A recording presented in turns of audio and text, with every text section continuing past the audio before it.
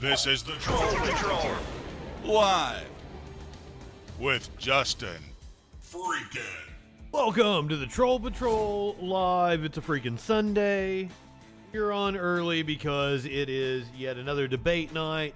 Tonight it is the Georgia Gubernatorial debate between incumbent Republican Brian Kemp, Democratic nominee Stacy Abrams. This is their second debate. We already watched the first debate. I think it was October 17th. Warlord popping in here going, what the fuck? And I'm like, what the fuck, you're what the fuck? What are you what the fucking about? No Brazilian coup as of yet, but when we get to the news section of the show, we will talk about the fuckery that is afoot in Brazil. I have video of a pro-Bolsonaro congressional candidate or congressperson. I think they're actually elected, threatening voters with a gun in the street. Multiple accusations of voter intimidation going on in Brazil. Supposedly pro-Bolsonaro factions are intimidating voters.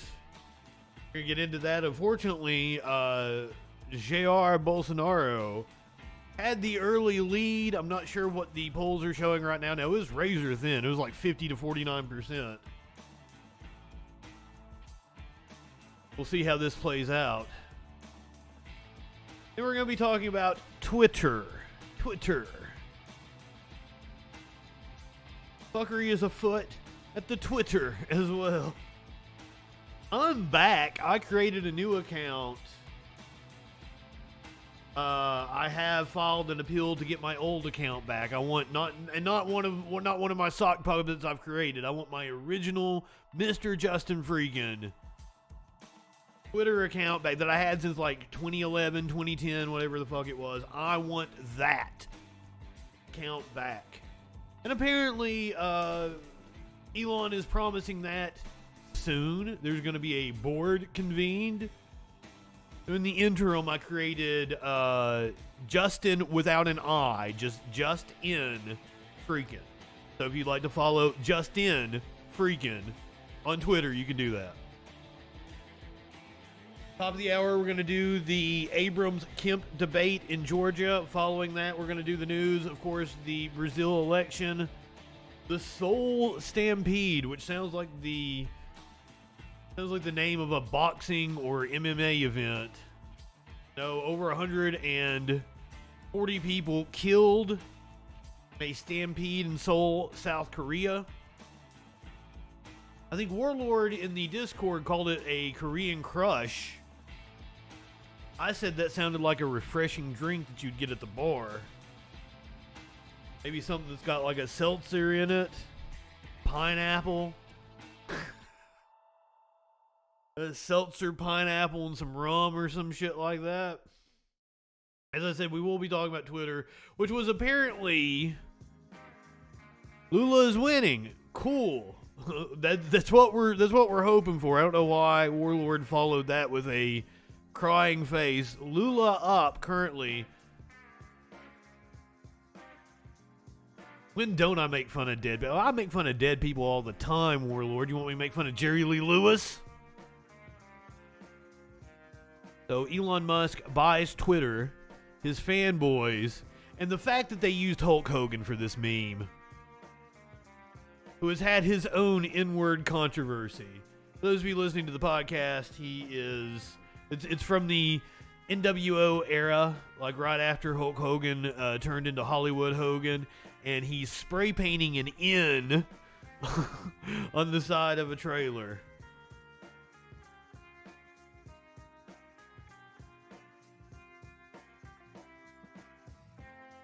So we're about 5 minutes away from the Georgia gubernatorial debate. Stacey Abrams taking on Republican incumbent Governor Brian Kemp. The rematch from 2018. Where Brian Kemp barely scraped by and beat Stacey Abrams. Abrams not doing as well in the polls as she had been over the summer. She had been as close as a point. A point behind Kemp. Cicero, thank you for the resub.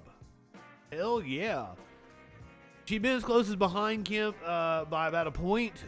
Now looking to be about 3 or 4 points behind Kemp in the latest polling. However, that's still in the margin of error. What it all comes down to is turnout.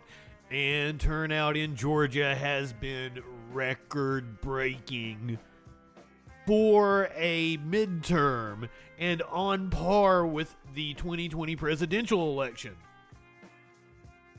That bodes well for Abrams, and that bodes well for Warnock. Still, those are seats that I'm worried about, especially the Warnock seat in the Senate. Herschel Walker apparently still closing on Warnock despite a god-awful debate performance.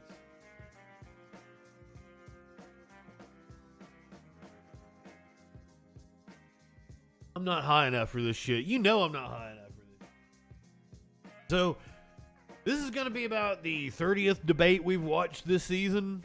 I can't even keep up with it. Just judging by what we've heard every other Republican say, we know Brian Kemp is going to mention fentanyl.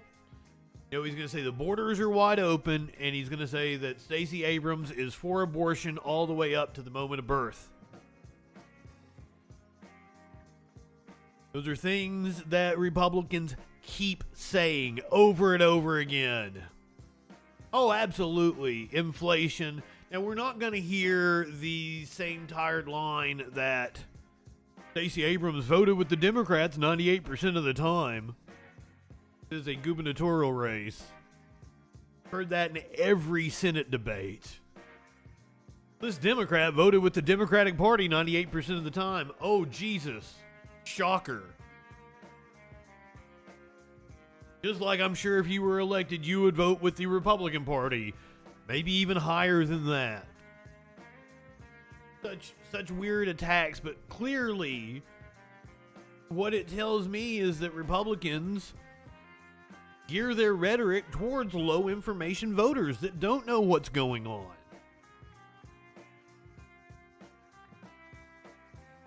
So if you were just joining us, we are moments away from the Brian Kemp, Stacey Abrams debate in the Georgia gubernatorial race. Perhaps you were new here, just tuned in for the debate. I would like to summarize my political beliefs for you in one phrase. I would give anything in the world to piss in Dan Crenshaw's open eye hole. 990. Welcome, thank you for being a freaking follower. Sup to you, my friend. We're getting ready to watch the Stacey Abrams Brian Kemp debate. I'm going to lay out as much as possible. The YouTube audience tends to appreciate when I don't talk over everybody, and even debates where I haven't talked over people, I've still gotten people commenting like, "Would you please shut up?" I know you're watching my fucking channel. Hey Justin, are you trolling? Always be trolling. Always be trolling. No, I will make my jokes, and then I will lay out as the candidates are talking, like I have been. I think I've done incredibly well at doing that. Let's see if we can find which stream it is. I do believe it is their WSB Now stream. I guess if I click on this one where they say they're hosting the debate, it'll take me. Correct stream. I think it's the Now stream I'm supposed to be on.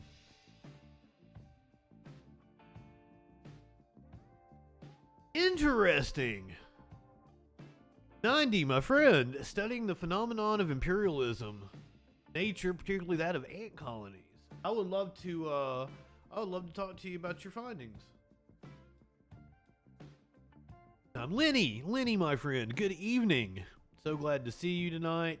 RB, Warlord, clinically, my friend. I gave a shout out to everybody and a special hey to all you lurkers. Sometimes we have a hard time finding where they're actually doing the live stream on their site. I'm pretty sure it's this one, the WSB Now.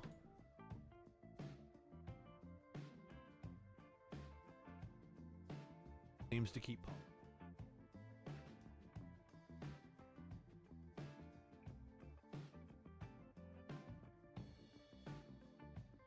Commercial. Don't worry, I have the Sierra Club is hosting it on, or the Atlanta Press Club hosting it on their Facebook. So just in case, we'll also have their live feed from the Facebook I can take. We're not gonna miss this. We had a lot of trouble out of the Oz-Fetterman debate from Pennsylvania. Their audio was wonky. We had a hard time taking their live feed. Okay.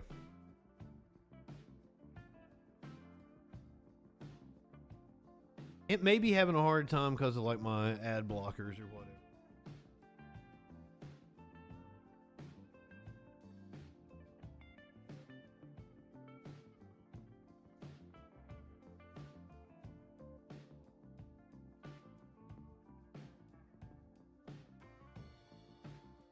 Guys, I have no clue what's going on here. This is on the ballot. Governor that should be it. Kemp is seeking a second term. And that's what I'm going to stay focused on, is putting Georgians first. And in a rematch of the 2018 election, Democrat Stacy Abrams is hoping. We're getting them on the record about the most Seriously, important they're having issues trouble to over Georgians. Well, my biggest concern right now is the economy. The spending of my tax money. Abortion rights is number one. My biggest concerns are crime. Live from the WSB TV studios in Midtown Atlanta, this is the Georgia Governor's Debate. Here's your moderator, Justin. Goddamn. For the Georgia governor's race. We are now just 9 days away from Election Day, and record early voting is well underway. Tonight, we'll be addressing some of the top issues driving voters to the polls in record numbers: the economy, affordable housing, crime, abortion, immigration, and voting integrity. Tonight's debate is between the two top candidates who met our 10% polling threshold. The incumbent. This is really annoying. Some of our questions this evening will come from our panel. Tonight, I'm joined by Channel 2 political reporter Richard Elliott, WSB Community and Public Affairs Director Candace Presley, and Univision Atlanta anchor Michelle Benitez. Let's begin tonight with A different browser. costs. So, Governor Kemp, if you'll start. Well, thank you so much. I appreciate WSB for having us tonight, and looking forward to the panelists and the questions. And I'm just honored to be here. I've been honored to be serving as the governor of this great state. I'm looking forward to talking about my record, but also looking forward to talking about my vision for the future. We have the lowest unemployment rate in the history of the state. We have the most people ever working in the history of our state. And we're seeing economic opportunity in all parts of our state. People have opportunity in Georgia no matter their neighborhood or their zip code. We've been focused on strengthening rural Georgia. We've also fully funded our schools and given a well-deserved historic teacher pay raise. We continue to be in the fight with our local men and women in law enforcement to go after violent criminals, street gangs, and human traffickers. And that's why I'm hoping to earn your vote tonight. And that's why I'm running for re-election, because I want to continue to keep Georgia the best state in the country to live, work, and raise our families. Thank you. Now an opening statement, please, from Leader Abrams. Thank you so much to WSB, thank you to the panelists, and thank you to Georgia voters. Elections are a choice between where we are and where we want to be. What does the next 4 years look like? In this Georgia, right now, people are feeling economic pain. And unfortunately, under this governor, the pain is only getting worse. But I look forward to leading a Georgia where everyone has the opportunity to thrive. And I want to land on my record to do so. When I didn't win the election in 2018, I got to work. I installed 181 Wi-Fi devices throughout the state of Georgia in communities that didn't have access to the internet during COVID. I paid off the medical debts of 68,000 Georgians during COVID to make sure they didn't have to choose between food and health care.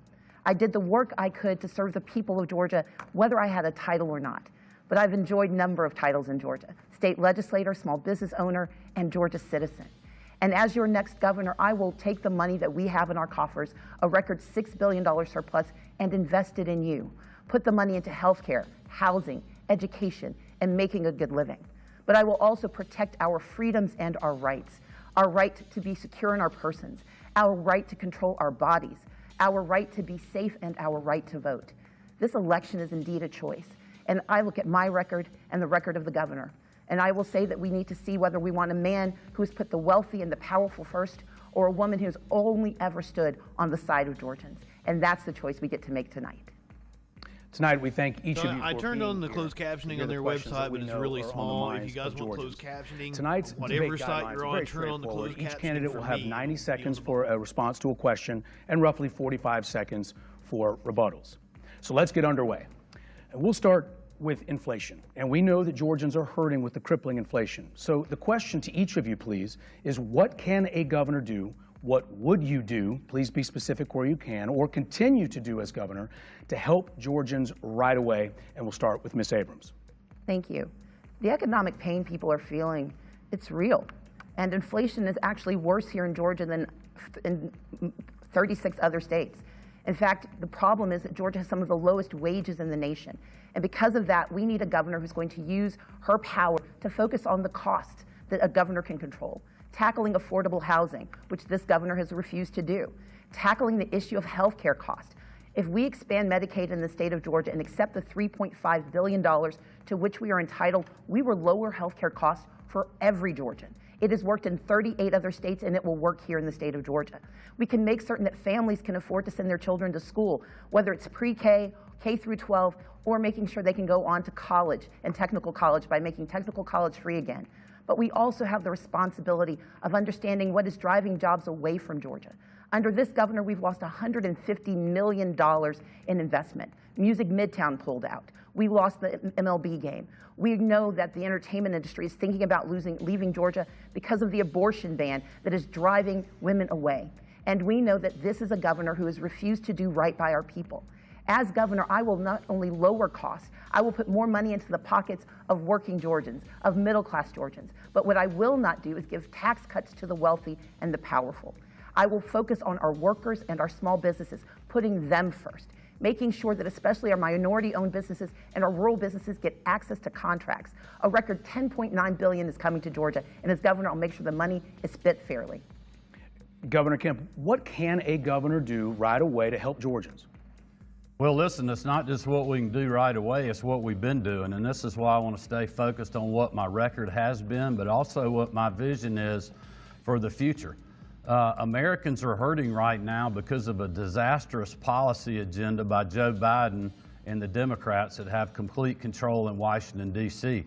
Thankfully in Georgia, because we were open even when Ms. Abrams didn't want us to be, our economy has been incredibly resilient. We've had 2 record years for economic development in a row, record number of investment, record number of jobs, and people's salaries are going up. The problem is they're not going up fast enough to keep up with Joe Biden's inflation, which is why I worked with the General Assembly and the leadership last year to return $1 billion of your taxpayer money to you, to put into your pocket, to help you when you go to the grocery store, because eggs are 30% higher, milk and poultry is 15 and 17% higher. But we also did other things. We have suspended the gas tax since March, saving every Georgian 29 cents a gallon every time they fill up, to just help them fight through the 40-year high Biden inflation. We also cut taxes last year, largest income tax cut in Georgia state history last year, because we were open, our economy was resilient, and we were seeing record revenue. In the future, we want to do the tax rebate again, do it again in January to put another $1 billion back in your pocket, and also do a one-time property tax relief grant to help Georgians deal with the rising property tax values when their commissioners at home are not rolling the millage rate back. To each of you, we know from our viewers that in addition to the economy, crime is top of mind. We know Atlanta is experiencing record violent crime right now. People do not feel safe. So 538 has Kemp ahead by 6.9 points. Going out for a run.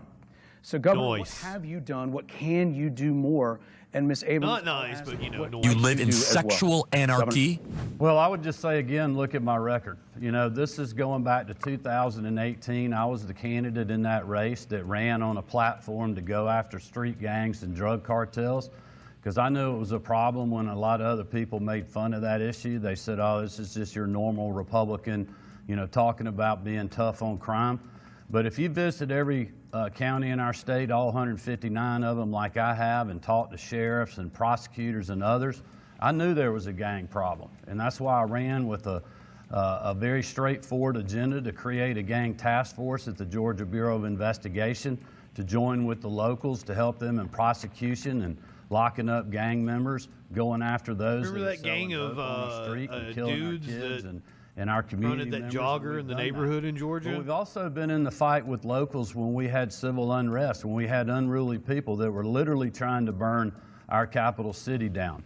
This past session, we gave our Attorney General more powers to go after street gangs because of, quite honestly, local DAs that don't want to prosecute gangs. So we're taking that fight into our own hands, and I appreciate the support of the General Assembly to put more resources at the Attorney General's office. And if you read the papers in the last 3 or 4 weeks, incredible indictments that we're getting on street gangs in our state.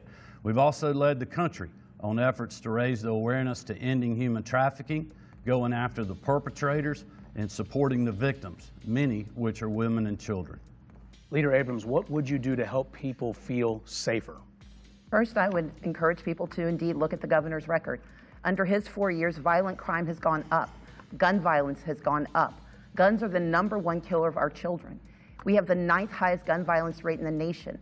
Family violence with guns has gone up 18% under this governor. And his response was to weaken gun laws in the state of Georgia and eliminate a background check that kept thousands of guns off of our streets and out of the hands of dangerous people.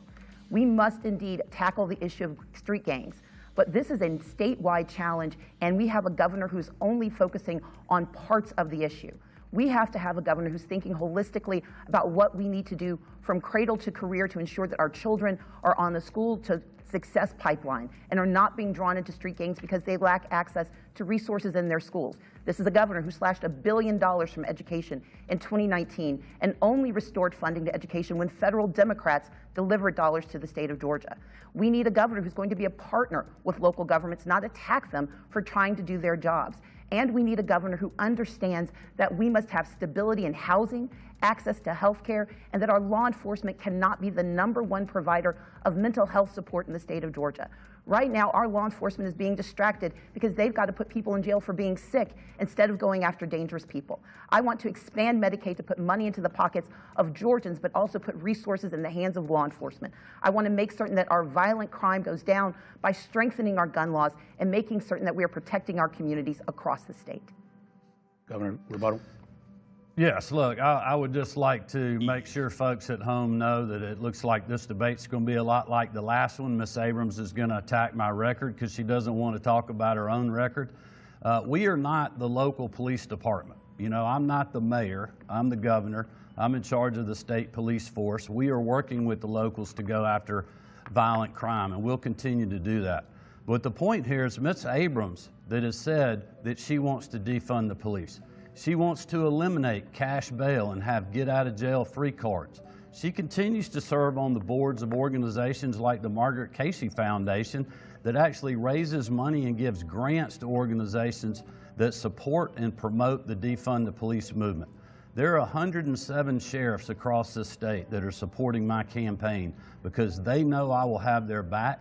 They also know that I will be on the front line standing beside them to go after violent criminals, street racers, street gangs. Yeah, dude, I want you on the front lines. Do it. If I may? Yes. I guess he meant First and figuratively. foremost, yes, local police are responsible for 90% of law enforcement. And this governor 4 years ago said it was not his job to help local police make certain that they had fully funded opportunities. It would cost $136 million to provide additional funds to our local police officers so they can make certain they're protecting our communities instead of working 2 jobs to take care of their families. We need a governor who understands that local governments need help now. And that, yes, while street gangs are important, so is the violent crime being perpetrated by dangerous people who have access to weapons because of Brian Kemp. I believe in public safety. I did not say, and nor do I believe in defunding the police. He is lying again. And I've never said that I believe in defunding the police. I believe in public safety and accountability. And I would have you look at my record: 11 years in the state legislature, 11 years serving on the Judiciary Non-Civil Committee, working with law enforcement, working with our Sheriff's Association, working with local governments. And I'm the only person standing here who's ever actually written standards of operating procedure for police departments, because I know what they need. And they need a governor who will invest in local officers as well as statewide enforcement. I'll let each of you have another rebuttal on this topic. Yeah, well, I would tell people to please check the record, because we have given state law enforcement pay raises. We did one this past year. We did law enforcement grants of $1,000 to local law enforcement when many other counties and local jurisdictions wouldn't do that with federal COVID money, showing our appreciation for our men and women in law enforcement. And I would tell you to go check the record, because Ms. Abrams on CNN got asked the question, would she defund the police? And she said, yes, we have to reallocate resources. That means defunding the police. She proposed in 2018 eliminating cash bail. Men and women in law enforcement know who is going to be with them, who has had their back and will continue to have their back, and that is me. And that's why we have the endorsement of 107 sheriffs around this state. As I've pointed out before, I'm not a member of the Good Old Boys Club. So no, I don't have 107 sheriffs who want to be able to take black people off the streets, who want to be able to go without accountability. I don't believe every sheriff wants that, but I do know that we need a governor who believes in both defending law enforcement, but also defending the people of Georgia. I have two brothers, one who's committed crimes and one who is a social worker trying to help keep people from committing crimes. But my brother who commits crimes should be held accountable, but my other brother should never be pulled over for driving while black, and yet in this Georgia, he is. I'm running for governor because we need complicated lives, and we need a governor who's willing to hold law enforcement accountable, but also be supportive. And yes, pay raises have been given to state law enforcement, but local law enforcement are experiencing shortages that are not being funded by this governor. And federal COVID money as a bonus is not the same as a plan for their investment, and I'm the only one with a clear plan to invest in local law enforcement going forward. Thank you. Let's turn to our panel, please, and Channel 2 political reporter Richard Elliott. This is a question for both candidates. Along with the economy and crime, one of the major issues is abortion. And Governor, I want to ask you first, while the overturning of Roe v. Wade and the subsequent implementation of the Georgia heartbeat law has support in conservative circles, recent polls show it does not have the support of a majority of Georgians. And they worry that the legislature may seek more restrictions this coming year. Can you say now whether you will push for more restrictions, support legislative efforts to create more restrictions, or sign any bill into law that would further restrict abortions? Well, I would tell people that we passed the heartbeat bill 3 years ago. We are a state that values life. I understand people disagree on when that issue may be comfortable for them or not. They've known my position for 10 years, and I've been honest and transparent with them. But also, we've done a lot of other things to protect life in this state that everyone does agree with. We've done bipartisan foster care reform, adoption reform to make it more affordable and cut out bureaucratic red tape so that people can adopt a child in this state. We passed a landmark Mental Health Parity Act this past year, broad, unanimous, bipartisan support to deal with issues and suicides and other things out there to get people the care that they need, valuing life in our state. We've done the same thing back in 2019 when we did school security grants long before the tragedy in Uvalde, Texas, to make sure that we're valuing the life of our children and our educators in the classroom and keeping them safe. And so, you know, I understand that people can disagree on policy, but at least people know where I have been.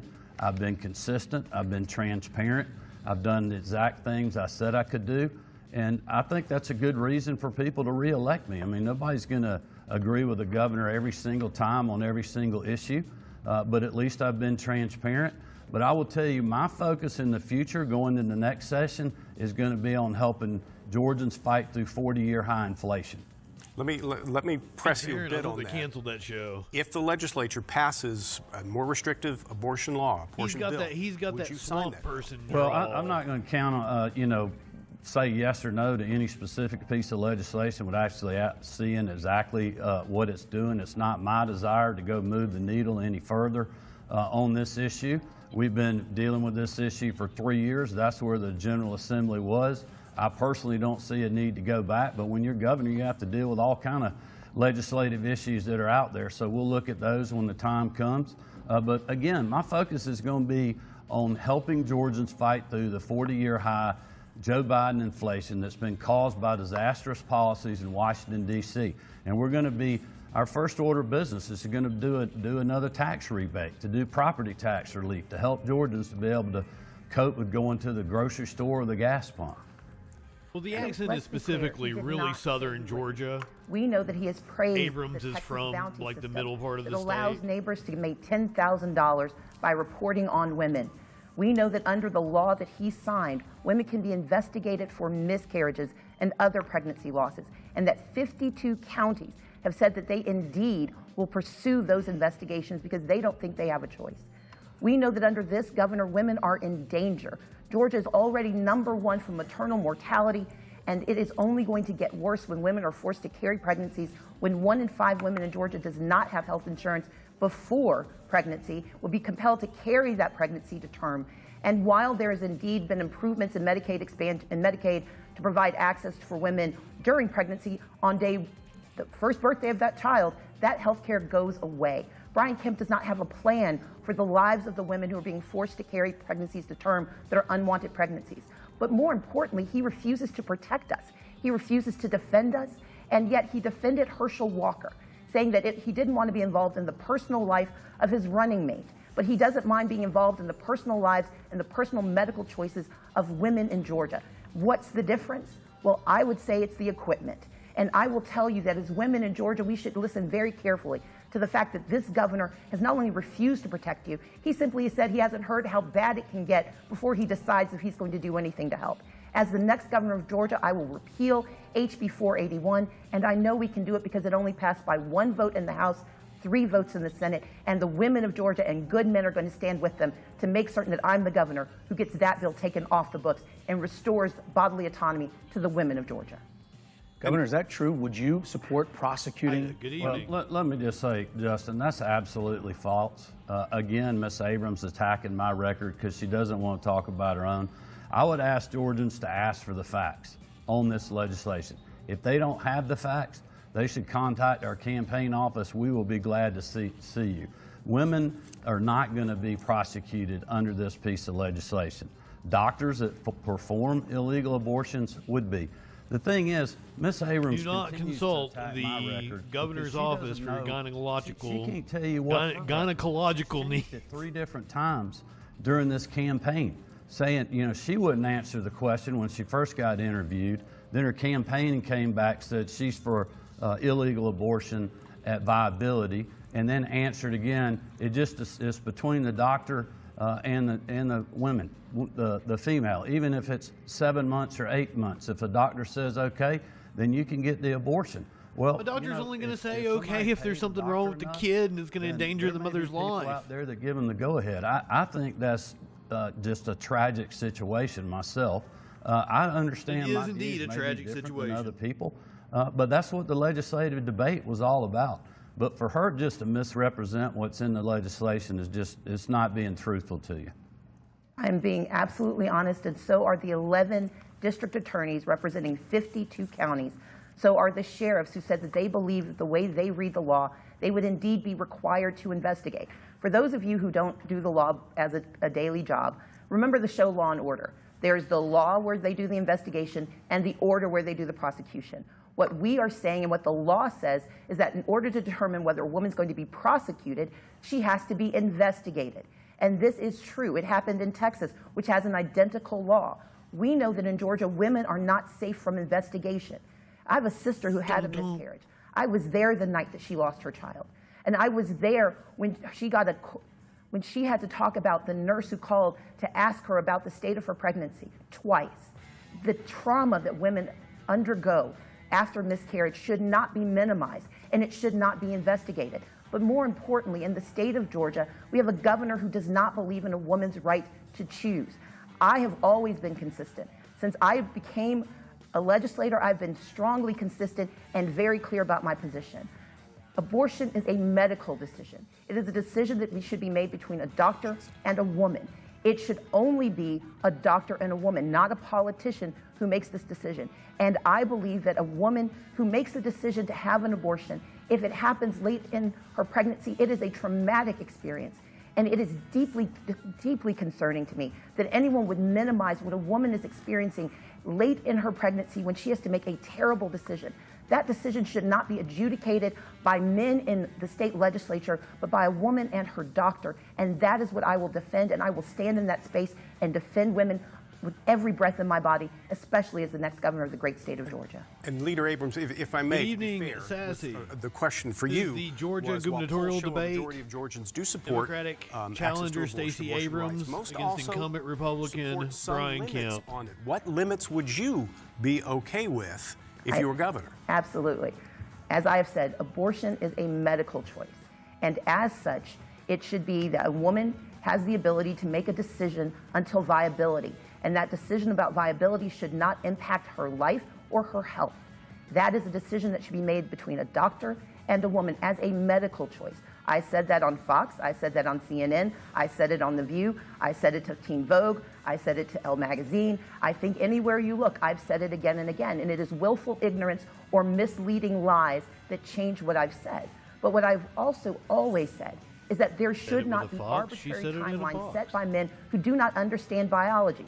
This is a law that tells women they have to make a decision about their pregnancy before they know they're pregnant. And in a state with 82 counties without an OBGYN, in a state where women are denied health care, when 1 out of every 5 women does not have access to medical insurance, it is a terribly dangerous position to put women in. And it is a position this governor will only put women in because he defends Herschel Walker, but will not defend the women of Georgia. Well, I would just say, for the record, you can go check this as well. There was a female state senator that actually carried this piece of legislation, so there were a lot of women that supported this bill. I understand people differ greatly on it. Again, Ms. Abrams failed to answer the question that was asked of her. But listen, I'm a husband and I'm a father to 3 daughters. I have been in the doctor's office with my wife and seen 2 heartbeats on an ultrasound. I've gone back a week or so later and saw 1 heartbeat. My wife and I have both had a hard time having our first child. She miscarried. It is a tragic, traumatic What's called an emotive argument. But that 1 has no heartbeat substance. that we saw that second time we went back is our oldest daughter, Jarrett. Isn't meant to pull on your heart. Saving one last comment and we'll move on. Yes, please. I actually wanted I would have liked it better if he had went, fuck Herschel Walker. I believe I was fairly thorough, but I will say this. The tragic stories of miscarriage should not be political fodder, but they should also not be fodder for investigations. And the problem with this bill is it does not discern the difference. It tells women that if you have a pregnancy loss, you can be subject to investigation so that law enforcement can determine whether it was a legal abortion, which is what a spontaneous abortion is, that's what miscarriage is called, or whether it was an illegal abortion, which should not be a term of art in the state of Georgia. Women deserve the right to control their bodies. They should not be worried about whether the knock on the door is a sheriff coming to ask them if they have had an illegal abortion.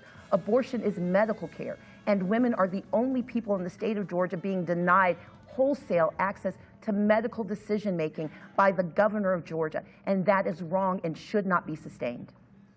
Governor, 10 seconds, please. Well, again, that's simply not true. And I hope that you will not let Ms. Abrams get away with this. Please fact-check the bill. Reach out to our campaign. We'll be glad to send you the facts. Thank you. I'm up against a break. I assure our viewers we'll be covering many more topics. We're going to take a quick break right now. You're watching the WSB Governor's Debate live right here from our studios. We'll be back in 60 where seconds. we've had a commercial break. The debate. It'll be a 1-minute break. They're even telling us on the screen. It's an ongoing pattern of violence. Herschel Walker. Oh, God. Threatened to kill his own son. And it's not a thing of the past. In 2019, Walker talked about What an choking his ad. employees. Now his own aides admit they fear his mood swings and instability. Herschel Walker is violent. He shouldn't be senator. Georgia Honors responsible for the content of this ad. A domestic violence call involving U.S. Senate candidate Herschel Walker. Telling police she was very frightened of Walker. Shedding new light on incidents of violence. Walker took out his anger by punching a hole in the door. Violence against women. He stalked and threatened her. Stalking and threatening a woman. The former football star's myriad of lies and stunning hypocrisy. He literally lied under oath. Repeatedly lying. Lying about his past. Lies upon lies. Can he really be our senator? DSCC is responsible for the content of this ad. Yeah. I mean, it is true.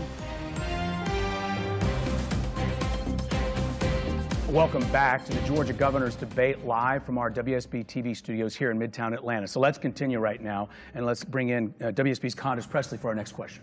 Thank you, Justin, and thank you, candidates, for being with us tonight. While Georgia may be the best state to do business, a lack of affordable housing, especially houses at that $300,000 price point or below, the lack of those homes threaten to hinder Georgia's efforts to attract even more business to the state. As governor, what is your plan, and this question is for both candidates, what is your plan to create more affordable housing here? Governor Kemp. Well, I would just tell people it's, first I want to talk about my record. We've given out $750 million in housing assistance grants over the last couple of years. We also just completed over a $100 million grant process so that people could make competitive grants to receive this funding. Organizations like Habitat for Humanity in our hometown of Athens got one of those. They got a great product that they're doing to help with affordable housing issues. The other thing that you need to focus on is making sure that people have economic opportunity in all parts of our state. A lot of this deals with local zoning issues and other things that go on at the local level. My focus is on making sure that people have a good paying job. The 2 historic years we've had for investment and jobs in our state, the projects that we're doing and probably 95% of the jobs that go with them are higher than the county average. Plus, they have good benefit packages, health insurance, 401ks, and other things, giving people the economic prosperity. And that's why we've seen wages go up in our state. We continue to be in the fight with locals right now on workforce housing and other things, especially around our economic development projects in places like LaGrange, where the Hyundai project's going, up in northwest Georgia around the Roper plant and other places. But it's going to take a public-private partnership, state and local, to be able to do that. First and foremost, the inability Thank you. of local You and Sitting Cow are both affordable awesome. housing is coming about because the state of Georgia will not allow them to. It is illegal in the state of Georgia for local governments to change certain laws. They are not permitted to enforce housing issues. They are not permitted to change certain financing issues. And they have turned to the government again and again for the last 20 years and been turned away by this governor and by this state legislature. And we know that the money that has been deployed in the last few years is COVID money. Federal Democrats delivered that money, not Brian Kemp. And we know that he's currently sitting on more than $400 million in affordable housing assistance to stop evictions and refusing to deploy that money. There's a 60% rejection rate. WSB actually did a very fantastic story about it, so I encourage people to look it up. But let's understand that there are 4 issues in Georgia: affordability, inventory, gentrification, and homelessness. He does not have a plan to address any of those issues directly. By refusing to put money into the state budget to tackle these issues, he is not solving the problem. Piecemeal solutions and stopgap dollars does not mean that you have a plan. And Brian Kemp has failed to do anything on real estate except make money off of it as governor. He's made hundreds of thousands of dollars in real estate and recently told a black radio forum when he was asked whether he would allow local governments to tackle the issue of affordable housing through giving them more control over housing prices. He said no, he didn't want to upset investors. I'm not running for investors, I'm running for Georgians. And when 30% of the housing is being bought out by equity investors, we need a governor who's going to put Georgia families, Georgia workers, Georgia veterans, Georgia seniors first. Well, obviously, again, Ms. Abrams continues to attack my record because she doesn't want to talk about her own. I did not say those things, by the way. It sounds to me like she wants to be able to run the private sector businesses that are out there. But listen, the federal money we were using is because our state was open when Stacey Abrams wanted more lockdowns. We didn't have to use federal money for lost revenues. We could pour that money back into local communities, which is what we've been doing. What was the death rate in your state? For rural broadband grants, for infrastructure grants, because we were open when Stacey Abrams criticized me for that decision, and people on both sides of the political aisle were. But you know what? I was fighting for you. I was going to simply give you the choice on whether you wanted to go back to work or not, whether your kids could go back to the classroom. She criticized that decision as well. I'm happy to talk about my record. I paid off the medical debts of 68,000 Georgians who were trying to decide between whether they could afford health care or housing. I put Wi-Fi devices in 180 different communities, rural communities throughout Georgia, not using federal money, but raising money myself because I knew it was an issue. And I know that when it comes to COVID, we need someone who operates not with gambling with our lives, leading to 38,000 dead, including 1 in every 100 residents in Hancock County. I simply urged caution. And we should want a governor who's going to put caution above political points. We should want a governor who wants to look at the science and understand what's going to happen with our families. Because yes, we wanted caution. No one wanted lockdowns. No one likes lockdowns. But we do want people to survive. And as we head into, unfortunately, yet another challenge in the state of Georgia, where we have RSV on the rise, 75% hospitalization rates in children's hospitals across the country, COVID resurging, we have the flu rising. We are about to lose a hospital in the state of Georgia, the 6th hospital under the same governor. The Atlanta Medical Center survived 120 years, but could not survive 4 years of Brian Kemp. We need a governor who puts priority on not only solving small issues, but thinks long-term about how do we invest in our people. And I want to take that $6 billion surplus that Georgians have provided and invest that money in housing, healthcare, education, and making a good living. Governor. Well, I'll just say, obviously, we're one new COVID variant away from Miss Abrams wanting to lock our state down, because that's exactly what she said. The pressure on her, just like all the other liberal state governors that were out there locking their states down. You had liberal state governors and Democrats all around the country. Their kids were out of the classroom for a year longer than our state. You remember when Joe Biden made a big deal about the United States of America being back to pre-pandemic unemployment levels. Georgia did that 9 months before the rest of the country did, because we gave you the choice. Miss Abrams doesn't want you to have a choice. She wanted to mandate the vaccine. She wanted to mandate masks. She sided with the National Teachers Union over you of getting your child back in the classroom. I have been fighting for you. I haven't worried about what other people are saying. I've been focused on the people of this state, making sure they could go to work and their child was in the classroom, and that's where the data and the science says they needed to be. Ms. Abrams, a final word on this. 38,800 people died in the state of Georgia. We have one of the highest death rates in the nation. I didn't say we wanted to have lockdowns. I said we needed caution.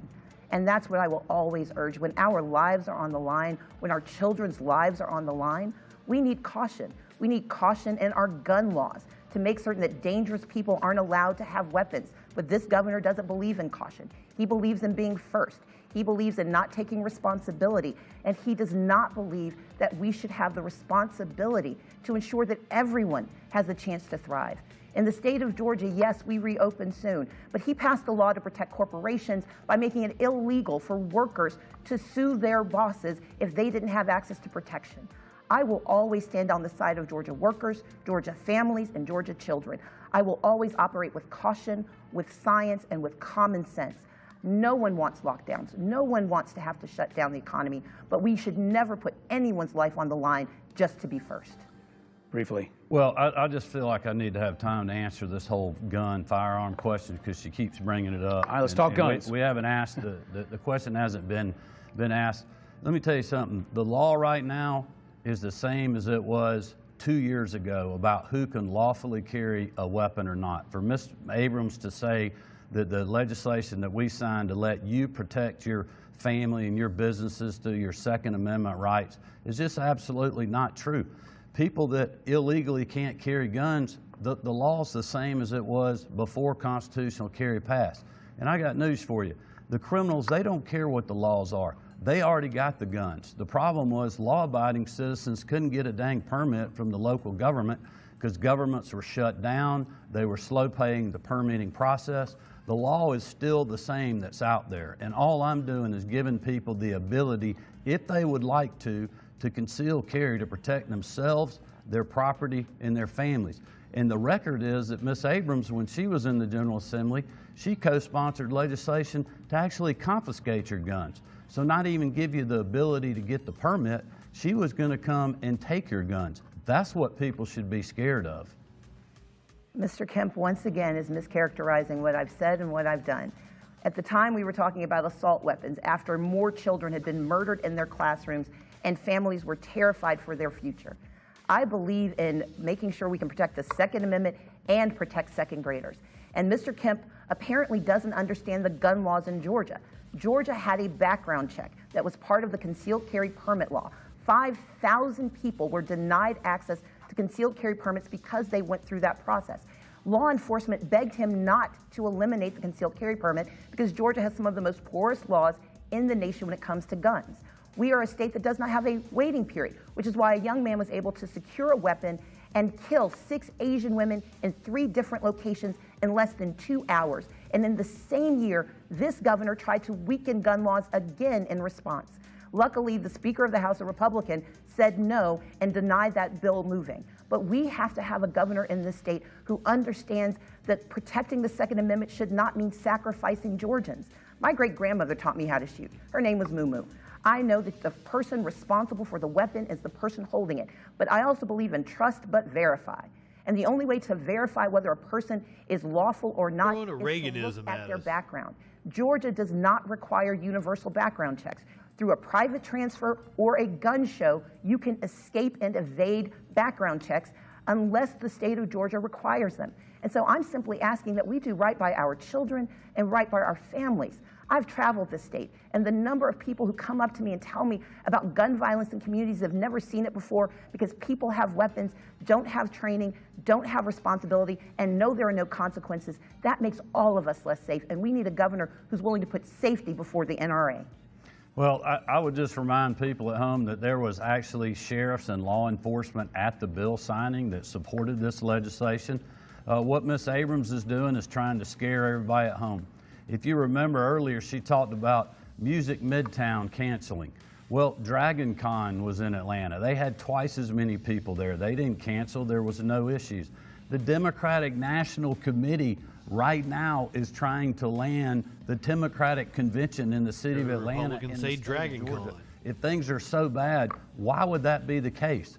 There are over 20 states that have passed constitutional carry, giving law-abiding citizens their legal right to protect and defend themselves and to legally carry. When she's talking about all these other people, they're breaking the law.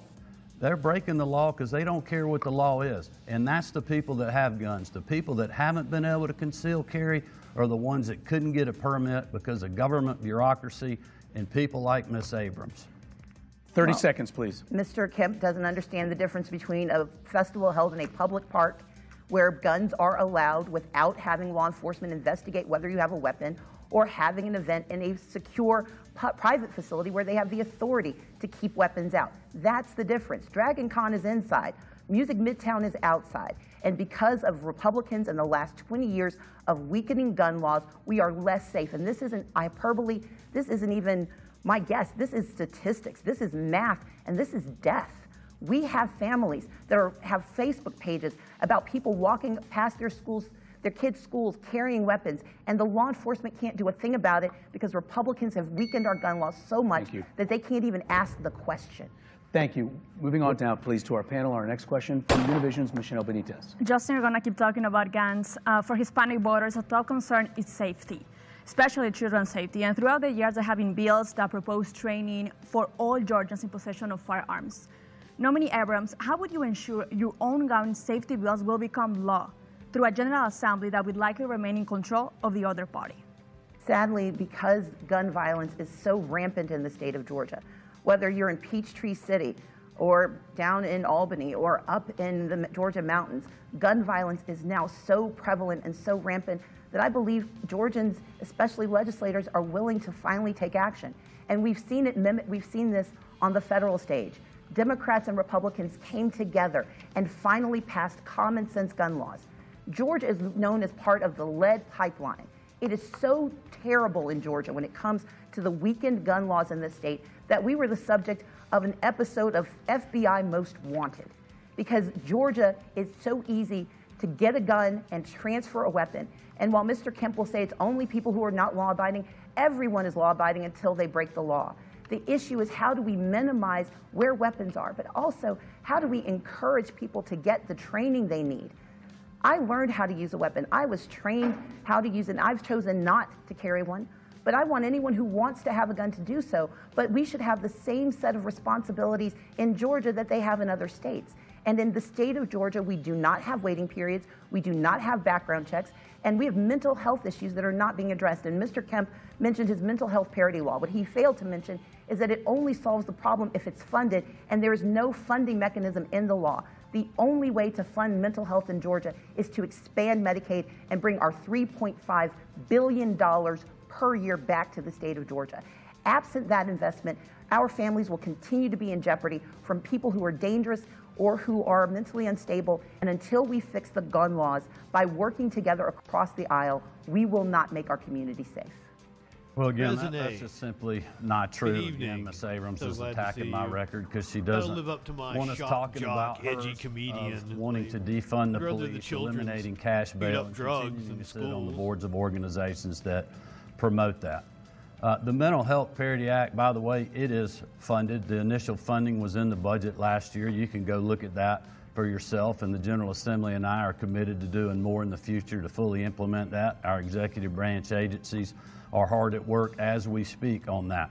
But you know, 2 years ago during civil unrest, when we were on the ground and state law enforcement helping the locals keep the city of Atlanta from being burned down, and also making sure that the protesters that deserved a right to be spoken, to speak their mind for injustice that they'd seen with their own eyes, there was people in that crowd walking with those people with AR-15s on their back, legally carrying weapons. And we had no problems because we were working with them and they were listening to us because they were law-abiding citizens. Also, you know, Dragon Con, there's 60,000 people walking in downtown Atlanta. They're on public spaces every day. They have the Athens Fest downtown in Athens on public spaces. Again, Ms. Abrams is trying to scare you at home about the constitutional carry legislation that would simply let you abide by your Second Amendment rights. And she doesn't want to talk about her co-sponsoring legislation that actually would confiscate your firearm, would confiscate the firearms of those individuals that were walking with those protesters 2 years ago. I am happy to talk about my record, sir. I've done so repeatedly. But I've not been in office for the last 4 years, so I was not the governor when gun violence went up in the state of Georgia. I was not the governor when 6 Asian women were gunned down and you tried to pass even weaker gun laws in the state of Georgia. I was not the governor at the time when Music Midtown pulled out of the state, citing guns as one of the reasons, because they could not get artists to come because they were not able to secure their persons. Yes, people walk outside and they may make the choice to traverse our streets, but the companies that are hosting these events inside have very different rules and very different opportunities than those hosting events in public places. But what is most concerning to me is that you keep minimizing the death. People are dying from gun violence in the state of Georgia. Children are dying. It is the #1 killer of our children. And if I am asked to do something, I'm going to protect the Second Amendment, protect second graders, and pass common sense gun laws to defend the lives of Georgians. No matter who you are, you should feel free to be safe in your person, safe in your communities, and I will stand on my record to try to make that so every day of my life. Thank you. Let's move to election integrity. Kemp, good evening. Every day we know Georgia sets new records right now for early voting turnout. People are voting. More than 1.5 million Georgians at last count have already voted. So on the record tonight, right now in front of the state, I'm going to ask you all this question, a simple one. Will you support the results of this election even if they do not go your way? Ms. Abrams, we'll start with you. Yes. Mr. Kemp. Absolutely, because we have laws in our state that makes it easy to vote and hard to cheat. Miss Abrams has spent the last 2 years, really the last 10 years, running around telling you that's not the case. She's benefited personally from that running around and scaring people about suppressive votes and suppressive legislation. She filed suit, her group did file suit 4 years ago, cost Georgia taxpayers $6 million to defend Senate Bill 202, which an Obama-appointed judge threw out on every single count. In 2018, when I was elected, we had the largest African-American turnout in the country in our state. And we're seeing just now in the May primary, we had record turnout for Republicans and Democrats, and we're certainly seeing that during early voting. Ms. Abrams' pressure on Major League Baseball and woke corporate CEOs cost us the All-Star game. It's unbelievable she continues to blame me for that loss because it was her that was asking people to put pressure on Major League Baseball to move the All-Star game. And I've been fighting to make our economy great over the last 2 years, which it certainly has been. We had people from New York criticizing us about this bill. We had President Biden criticizing us about this bill. New York just started early voting this weekend. We've been early voting for 2 weeks in our state. So in Georgia, it's easy to vote and hard to cheat, and I'm committed to keeping it that way. And I'm the one that's been truthful and honest with you from day one about all of these issues. Mr. Kemp has indeed been honest. He has spent 16 years attacking the right to vote in Georgia. 8 years as Secretary of State, where he held 50,000 voters hostage, 70% of whom were African American. He erroneously removed 360,000 people from the rolls during one of his infamous purges. Our lawsuit was not against SB 202. It was a lawsuit based on the 2018 election, and based on that lawsuit, we saw dramatic changes to voting laws in the state of Georgia, and I am proud of that lawsuit. That lawsuit compelled the state of Georgia in 2019 to fix our absentee ballot rules, to address challenges with the exact match issue, to address issues with purging. And by doing so, we saw record turnout in 2020 and 2021. And what Brian Kemp said was that he was upset about the results of that election, that he wasn't upset. He knows there was no fraud. He was upset about the results. And the only results he could have been upset about was the record turnout of black and brown voters, of seniors, of young people, of people who were being kept out of the system. I am proud that I've spent 30 years of my life defending the right to vote, defending access to the right to vote. The right to vote is sacred to me. My father was arrested at the age of 14, helping to get black people registered to vote. And it is an abomination that SB 202, a law that has allowed racist, white supremacists to challenge the legal authority of citizens to vote, is being held up as some sort of native good. It is a terrible law that has already sent people home from the polls, people who were denied the right to vote. The fact that people are voting is in spite of SB 202, not because of it. It was never about making sure that we had fair elections in Georgia. It was about gaming the election for Brian Kemp so he could keep people out of the polling place. And I am proud of every Georgian who is showing up every day to make your voices heard. Well, again, that's just simply not true. Ms. Abrams knows that. When I was Secretary of State, I created one of the first in the country full online voter registration where people could go to our website on their phone, register to vote 24 hours a day, 7 days a week, not even have to talk to anybody to be able to do that. I've pushed more accessibility for our elections. She never talks about Senate Bill 202. We actually added days for people to vote on the weekend. I had a guy that texted me his voter sticker today. He said it was the coolest thing. I went to Mass and then I went and voted for you. So for Ms. Abrams to continue to try to manipulate and scare people at home and get them to believe that this is a state where it's hard to vote in is just outrageous. And things that we have done to keep our rolls, our voter rolls secure in the state, it's required under the Help America Vote Act, federal legislation. And yes, I was upset about the results of the election because Democrats won all races and they have all three branches of government in Washington, D.C., and it's led to 40-year high inflation, a disaster at the gas pump because of bad domestic energy policy, a disaster at the border where every governor like myself is dealing with fentanyl overdoses and human traffickers being Took this long to say fentanyl. border. And that's what I'll continue to fight missed against. one. Ms. Abrams, if you could have a brief response before we get to closing statements. Let's be clear. Kind of surprising. That the voter suppression that I'm talking about is being felt by Georgians every single day. There was a college student who was turned away from the polls because of SB 202, because she was challenged. No one could tell her what the challenge was, just that she didn't have the right to vote. She could have voted a provisional ballot, but she didn't want to because she didn't know that her vote would be secure. There's an 87-year-old who could not get her absentee ballot for her husband because the process is now so much more complicated. And I've spent this year traveling the state talking to disabled voters who are so upset because of the new hurdles they have to traverse. SB 202 was not designed for voters. It was designed for politicians, and unfortunately, for too many, it's working. Thank you. It is now Roy time Figaro, for closing statements. Cocky tonight. Talk. Good evening. Flew by, didn't it? Each candidate will have 90 seconds, and once again, we determined the order through a coin toss. First, Leader Abrams.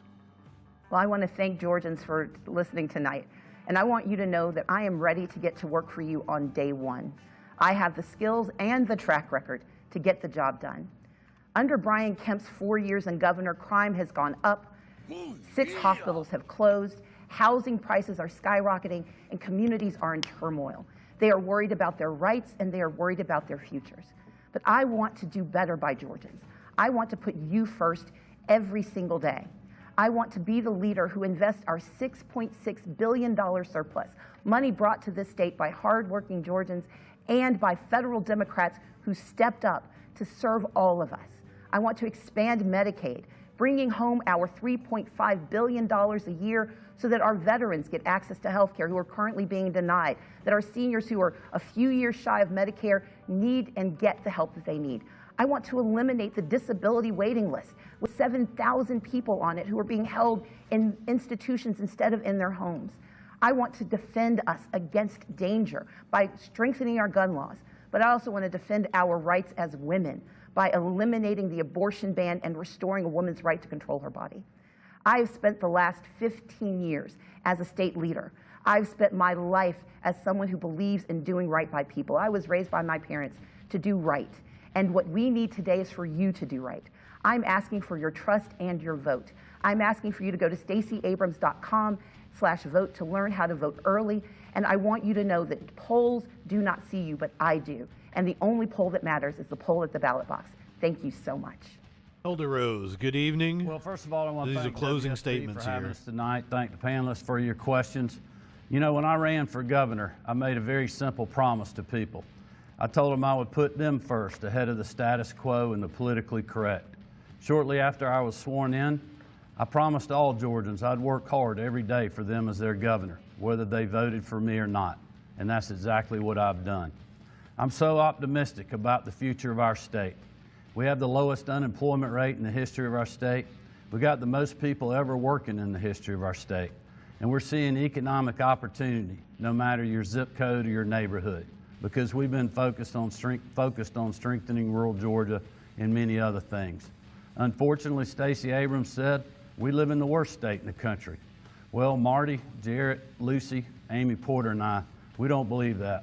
We believe we live in the greatest state in the country to live, work, and raise our families. And that's why I'm asking for your vote and support on or before November the 8th to keep it that way. Thanks again for having me. I'd be honored to have your vote. God bless. Thank you both on behalf of Georgia voters. Thank you both very much for being here with us tonight at WSB. And this wraps our time. Early voting continues through Friday, November 4th. Election Day, Tuesday, November 8th. And here at Channel 2, we will have complete election coverage for you on Channel 2 and at WSBTV.com. Thanks so much for joining us. I'm Justin Farmer. Enjoy. There you have it. That is the Georgia gubernatorial debate. If you missed it, it will be up on my YouTube. You can go back and watch the entire thing. We've got one more debate, and that is Bulldog and Hassan on Wednesday. That is the New Hampshire Senate race. That is on Wednesday. That is the third of their debates. We missed the first two. Get the third one, and that covers pretty much every Senate race that had a debate. We actually didn't get one in Nevada. With Catherine Cortez Masto and Adam Laxalt, they could not agree to a date to debate. Chainsaw, welcome. Good evening. Did I miss saying hey to anybody? But this is the Troll Patrol. If you're new here, we usually do a nightly rundown of the news, and we're going to do that. Come back from the other side of the break. Let me run down what we're going to be talking about. Apparently, Lula has won the election in Brazil. That's what the chat is telling me, and I trust my chat. Usually they're pretty spot on. But we are going to be covering the Brazilian election. Fuckery was afoot. I've got some wild video of a pro-Bolsonaro congressperson in Brazil actually threatening voters with a gun. Several accusations of voter intimidation. We're going to talk about the stampede in Seoul, South Korea. Over 140 people have died, crushed in a stampede. Twitter flooded with slurs following the takeover by Elon Musk. GM and Ford are assessing whether they will continue to run ads, which, you know, it's kind of Musk's competition. The whole car business thing. OJ has thoughts on Elon, so of course I want to hear what OJ has to say about Elon. Nancy Pelosi's husband was attacked with a hammer. Obama actually talked about that in one of his speeches. A clip of Obama going viral from that speech. An Ohio congressional candidate has been accused of stolen valor, but that is probably not going to sink his campaign, even though the national GOP has pulled out from supporting him. We're going to watch Chris Christie tell a panel of women that abortion isn't important. Fortunately, we've got a couple of different cop shootings to talk about. One is an update. The J.M. McMillan shooting in Gulfport. We talked about that a couple of weeks ago. We're going to talk about how video footage apparently proves that he was shot in cold blood by the cops.